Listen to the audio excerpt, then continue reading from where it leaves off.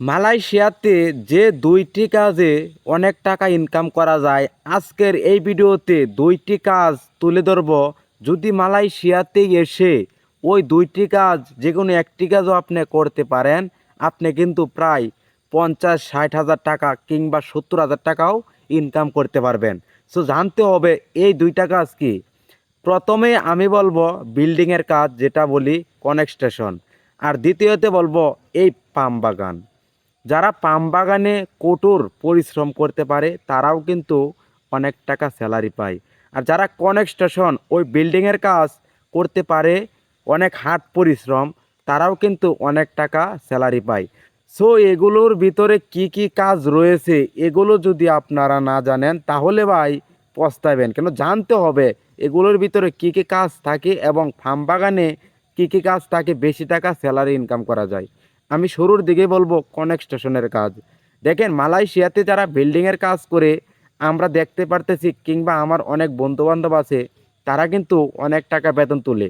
আর বিল্ডিংয়ের কাজ যেহেতু এখানে হার্ড পরিশ্রম করতে হয়, এখানে দেখা যায় বেসিক ডিউটি করতে হয়, ওভারটাইম করতে হয়। যেই কনস্ট্রাকশন সেক্টরে আপনি কাজ করবেন ওইখানে দেখবেন আপনার কোম্পানি কিংবা আপনার চীনা বস বিশাল বড় বড় প্রজেক্ট নেই। সেই প্রজেক্টে কিন্তু দেখা যায় ৩ মাস ৫ মাস এবং বছরও কাজ করতে হয় ওই প্রজেক্টে।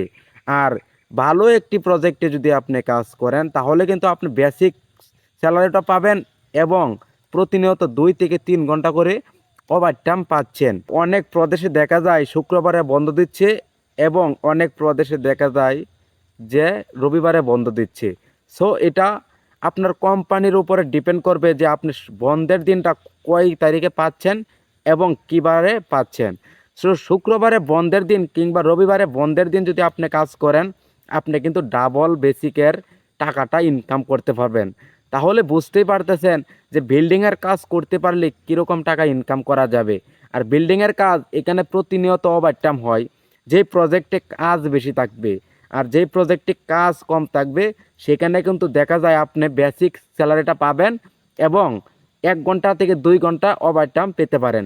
সো আলহামদুলিল্লাহ, আপনি যদি বিল্ডিংয়ের কাজ নতুন এসে করতে পারেন তাহলে কিন্তু এখানে প্রায় অনেক টাকা বেতন পাবেন। পাম বাগানের কাজের কথাটা আমি বলি, এখানে ভাই ২ ধরনের ইনকাম করা যায়। এক ধরনের হলো বেসিক, এক ধরনের হলো কন্ট্রাক্ট। এখানে কন্ট্রাক্টে ফার্মাল ফল কাটা যায়। আরেক ধরনের কাজ হলো বেসিক। বেসিকে বিভিন্ন ধরনের কাজ করা যায়। আপনি যে কাজটা করতে চান ওই কাজটাই আপনাকে দিবে। সো ফার্ম বাগানে অনেক ধরনের কাজ আছে। নিজেও যেহেতু ফার্ম বাগানে থাকি, ফার্ম বাগানের বিষয়ে অনেক ধারণা আমার আছে। বিষয়টা বুঝতে পারতেছেন তো? আর ফল কাটার কাজ করলেও ভাই এখানে হার্ড পরিশ্রম। এই পরিশ্রম করতে পারলেও আপনি টাকা ইনকাম করতে পারবেন বেশ ভালোই। আর বেসিকে কাজ করতে পারলেও যে কোম্পানিতে ওভারটাইম দিবে সেখানেও আপনি দেখা যায় অনেক টাকা বেতন পাবেন। কিন্তু দোনোটা কাজের কথা বললাম, একটি কাজের থেকে একটি কাজ পরিশ্রম কম না। দোনোটা কাজে কিন্তু হার্ড পরিশ্রম। আর এই বিল্ডিংয়ের কাজে ভাই দেখা যায় অনেক মানুষ, হ্যাঁ, অনেক টাকা বেতন তুলতেছে কাজ করে দিনে রাইতে ভাই। ওভারটাইম করতেছে ৪ ঘন্টা ৩ ঘন্টা।